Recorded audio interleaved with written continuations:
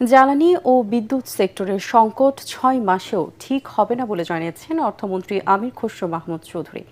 এই সেক্টরের সমস্যা সমাধানে কমপক্ষে ২ বছর সময় লাগবে বলেও জানান তিনি।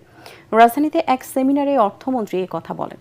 রাজস্ব খাত সংস্কার করা হচ্ছে জানিয়ে আমির খসরু বলেন, এতে সরকারি আমলারা নন, নীতি নির্ধারণ করবে বিশেষজ্ঞ টিম। বেসরকারি ব্যাংকগুলোতে তারল্য সংকট সমাধান করতে না পারলে ব্যাংক পরিচালনা করা কঠিন হবে বলেও জানান অর্থমন্ত্রী। বিস্তারিত জানাচ্ছেন Yasin Rana. Building investor confidence from policy reform to effective implementation শীর্ষক সেমিনারের আয়োজন করে America Bangladesh chamber of commerce.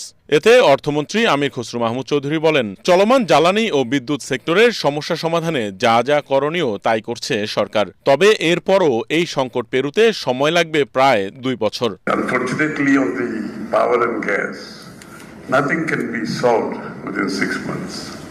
Nothing can be solved within a year. And minimum time is 2 years. Minimum. I can assure you that we are trying to do everything in the quickest possible time.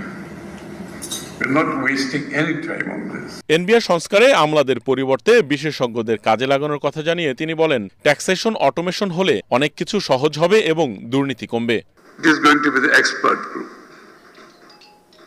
not bureaucrats. The group who knows the businesses, who knows how